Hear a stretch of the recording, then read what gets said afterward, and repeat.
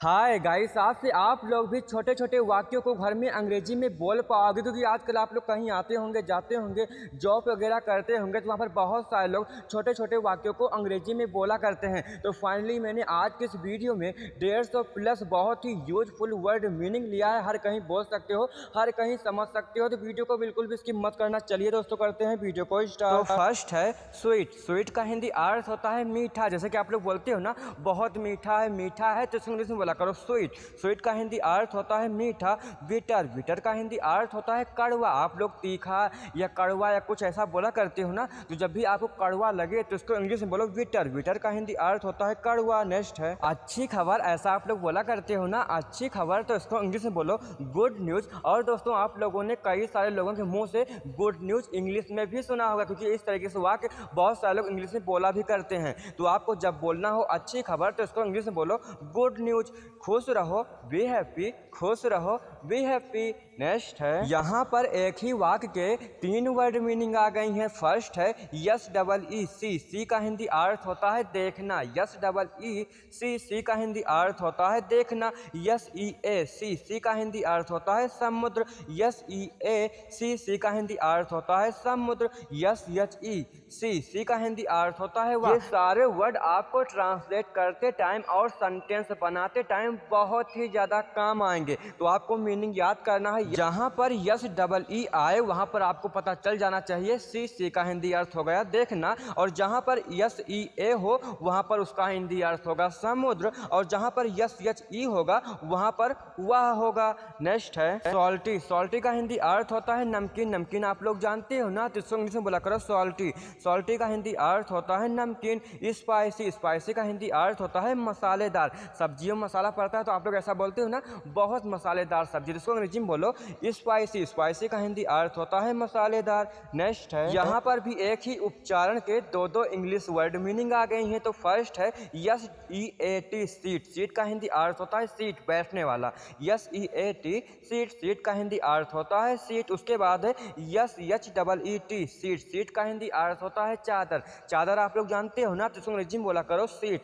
Seat का हिंदी अर्थ होता है चादर। इन सारी मीनिंग को आप लोग को याद कर लेना है सही तरीके से। तो नेक्स्ट है हॉट। हॉट का हिंदी अर्थ होता है गरम। हॉट का हिंदी अर्थ होता है गरम। कोल्ड। कोल्ड का हिंदी अर्थ होता है ठंडा। कोल्ड का हिंदी अर्थ होता है ठंडा। इस तरीके से लोग बोला भी करते हैं, जैसे सीट गर्म होती है, चादर गर्म होता है, तो वहाँ पर लोग हॉट का ही यूज करते हैं। तो आपको इंग्लिश में ही सारे वर्ड को बोलना है आज से। तो नेक्स्ट है यहाँ पर भी एक ही उच्चारण के दो वर्ड मीनिंग आ गई हैं। तो फर्स्ट है S H I N E shine. Sign का हिंदी अर्थ होता है चमक। S H I N E shine. Sign का हिंदी अर्थ होता है चमक। और यहाँ पर है S I G N sign. Sign का हिंदी अर्थ होता है हस्ताक्षर। यहाँ पर आपको सिर्फ मीनिंग याद करना है, बाकी उच्चारण सेम सेम होता है। जैसे कि साइन का हिंदी अर्थ चमक भी है और साइन का हिंदी अर्थ हस्ताक्षर भी है। तो आपको मीनिंग सही तरीके से याद करना है, कहाँ कौन सा वर्ड होगा। तो नेक्स्ट फीवर। फीवर का हिंदी अर्थ होता है बुखार। ऐसा आप लोग बोला करते हो ना, जब भी आपको बुखार होता है तो आप लोग बोलते हो बुखार है, तो उसको अंग्रेजी में बोलो फीवर। फीवर का हिंदी अर्थ होता है बुखार। कफ। कफ का हिंदी अर्थ होता है खांसी या खांसना। जब भी आपको खांसी आए, किसी को खांसी खांसना आए, तो आपको अंग्रेजी में बोलना कफ। कफ का हिंदी अर्थ होता है खांसनी या खांसना। डायरिया। डायरिया का हिंदी अर्थ होता है दस्त। डायरिया का हिंदी अर्थ होता है दस्त। इन सारे वाक्यों को आपको अंग्रेजी में ही बोलना है, और आजकल सब लोग अंग्रेजी में ही बोला करते हैं। तो नेक्स्ट यहाँ पर भी एक ही उच्चारण के दो वर्ड मीनिंग आ गई हैं। तो फर्स्ट है शिप। शिप का हिंदी अर्थ होता है जहाज। जहाँ पर yes H I P ship हो वहाँ पर उसका हिंदी अर्थ होगा जहाज। और जहाँ पर yes I P ship ship होगा वहाँ पर घूंट होगा। Yes I P ship. Ship का हिंदी अर्थ होता है घूंट। नेक्स्ट है क्रीमी। क्रीमी का हिंदी अर्थ होता है मलाईदार। जब भी आप लोग कोई भी चीज को मलाईदार देखो तो उसको आपको अंग्रेजी में बोलना है क्रीमी। क्रीमी का हिंदी अर्थ होता है मलाईदार। ये तो आप लोग समझ गए होंगे। दूसरा है क्रंची। क्रंची का हिंदी अर्थ होता है कुरकुरा। कुरकुरा आप लोग जानते होंगे ना, तो उसको अंग्रेजी में बोलते हैं क्रंची। उसके बाद है ऑयली। ऑयली का हिंदी अर्थ होता है तेल से भरा हुआ। ऑयल का हिंदी अर्थ होता है तेल, और ऑयली का हिंदी अर्थ होता है तेल से भरा हुआ कोई चीज। तो आप लोग समझ गए होंगे कब कैसे अंग्रेजी को बोलना है। नेक्स्ट है आई थिंक। मैं सोचता हूँ। ऐसा भी आप लोग बोला करते हो ना, मैं सोचता हूँ, तो उसको अंग्रेजी में बोलो आई थिंक। मैं सोचता हूँ। I accept. आई एक्सेप्ट का हिंदी अर्थ होता है मैं स्वीकार करता हूँ। जब भी कोई चीज़ को स्वीकार करो तो उसको अंग्रेजी में बोलो आई एक्सेप्ट, मैं स्वीकार करता हूँ। आई एग्री, मैं सहमत हूँ। जब भी आप लोग कोई बात पर सहमत हो या कोई चीज़ पर सहमत हो तो आपको बोलना है आई एग्री, मैं सहमत हूँ। नेक्स्ट है डार्क। डार्क का हिंदी अर्थ होता है अंधेरा। डार्क का हिंदी अर्थ होता है अंधेरा। लाइट का हिंदी अर्थ होता है रोशनी। गार्डन का हिंदी अर्थ होता है बगीचा। बगीचा आप लोग जानते हो ना किसको बोलते हैं, तो उसको अंग्रेजी में बोलते हैं गार्डन। गार्डन का हिंदी अर्थ होता है बगीचा।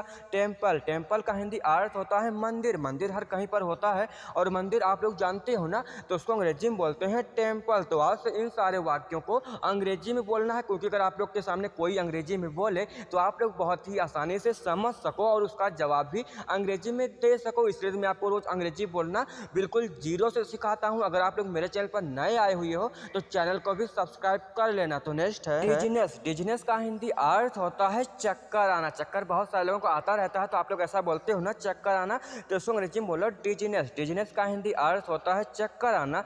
ब्लोटिंग। ब्लोटिंग का हिंदी अर्थ होता है सूजन। ब्लोटिंग का हिंदी अर्थ होता है सूजन। स्वेलिंग। स्वेलिंग का भी हिंदी अर्थ सूजन ही होता है। तो नेक्स्ट है चीट। चीट का हिंदी अर्थ होता है धोखा देना। बहुत सारे लोगों के मुंह से सुना होगा ना चीट, चीटर, चीटिंग, ऐसा लोग बोला करते हैं ना, तो चीट का हिंदी अर्थ होता है धोखा देना। उसके बाद है वेस्टेज। वेस्टेज का हिंदी अर्थ होता है बेकार। जब भी कोई चीज़ बेकार हो जाती है तो आप लोग बोलते हो ना बेकार है, तो इसको अंग्रेजी में बोला करो वेस्टेज। वेस्टेज का हिंदी अर्थ होता है बेकार। उसके बाद है वेग। वेग का हिंदी अर्थ होता है धुंधला। वेग का हिंदी अर्थ होता है धुंधला। मेस। मेस का हिंदी अर्थ होता है कुचलना। मेस का हिंदी अर्थ होता है कुचलना। ऐसा आप लोग रोज बोला करते हो ना, बेकार है, धुंधला है या कुचलना। तो आज से आपको इन सारे वाक्यों को अंग्रेजी में बोलना है। तो नेक्स्ट है सिटर। सिटर का हिंदी अर्थ होता है घोलना। सिटर का हिंदी अर्थ होता है घोलना।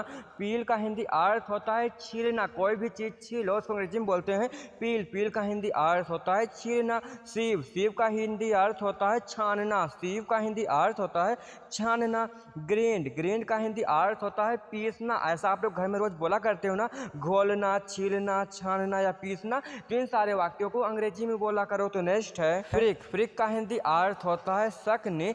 स्टूपिड। स्टूपिड का हिंदी अर्थ होता है बेवकूफ। बहुत सारे लोगों मुंह से सुना होगा ना स्टूपिड, तो स्टूपिड का हिंदी अर्थ होता है बेवकूफ। आप लोग भी अंग्रेजी को समझो। सिनर। सिनर का हिंदी अर्थ होता है पापी। जब भी आपको बोलना हो पापी तो उसको अंग्रेजी में बोलो सिनर। सिनर का हिंदी अर्थ होता है पापी। उसके बाद है बास्टर्ड। बास्टर्ड का हिंदी अर्थ होता है। तो नेक्स्ट है कैनल। कैनल का हिंदी अर्थ होता है नहर। नहर आप लोग जानते हो ना, तो अंग्रेजी में बोला करो कैनल। कैनल का हिंदी अर्थ होता है नहर। सी। सी का हिंदी अर्थ होता है सागर। सी का हिंदी अर्थ होता है सागर या समुद्र। नेक्स्ट है टारगेट। टारगेट का हिंदी अर्थ होता है निशाना। टारगेट वर्ड आप लोगों ने कहीं ना कहीं सुना होगा ना, तो टारगेट का हिंदी अर्थ होता है निशाना। उसके बाद है मार्क। मार्क का हिंदी अर्थ होता है निशान। मार्क का हिंदी अर्थ होता है निशान। ऐसा आप लोग बोला करते हो ना, तो इसको अंग्रेजी में सीखो, इंग्लिश में बोलो। और कल के वीडियो में हम लोग सेंटेंस बनाने का तरीका सीखेंगे इन्हीं वर्ड मीनिंग का यूज करके। तो कल के वीडियो को आपको जरूर देखना है। तो नेक्स्ट है सेंटेंस। सेंटेंस का हिंदी अर्थ होता है वाक्य। हमारे मुंह से कई बार आप लोगों ने सुना होगा ना सेंटेंस, तो सेंटेंस का हिंदी अर्थ होता है वाक्य। यस्सय। यस्सय का हिंदी अर्थ होता है निबंध। यस्सय का हिंदी अर्थ होता है निबंध। एडवेंचर। एडवेंचर का हिंदी अर्थ होता है साहसिक। नेक्स्ट है शॉर्ट। शॉर्ट का हिंदी अर्थ होता है भूनना। शॉर्ट का हिंदी अर्थ होता है भूनना। बिस्क। बिस्क का हिंदी अर्थ होता है फेंटना। बिस्क का हिंदी अर्थ होता है फेंटना। स्लाइस। स्लाइस का हिंदी अर्थ होता है टुकड़ा। स्लाइस का हिंदी अर्थ होता है टुकड़ा। ये सारे वर्ड घर में बहुत ही ज्यादा बोलचाल में काम आते हैं और लोग ऐसा बोला भी करते हैं। तो नेक्स्ट है विविड। विविड का हिंदी अर्थ होता है फुर्तीला। विविड का हिंदी अर्थ होता है फुर्तीला। चांस का हिंदी अर्थ होता है मौका। ऐसा आप लोग बोला करते हो ना, मुझे एक मौका दो, मौका दो, तो इसको अंग्रेजी में बोलते हैं चांस।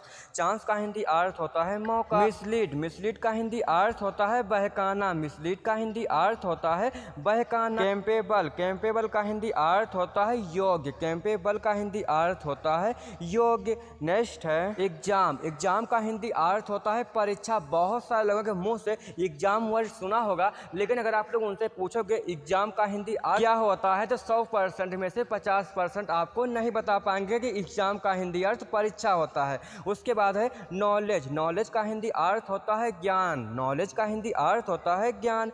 कस्टमर। कस्टमर का हिंदी अर्थ होता है ग्राहक। कस्टमर का हिंदी अर्थ होता है ग्राहक। तो आज से आपको ग्राहक नहीं बोलना है, कस्टमर बोलना है। तो नेक्स्ट है फैमिली। फैमिली का हिंदी अर्थ होता है परिवार। फैमिली का हिंदी अर्थ होता है परिवार। डिस्ट्रिक्ट। डिस्ट्रिक्ट का हिंदी अर्थ होता है जिला।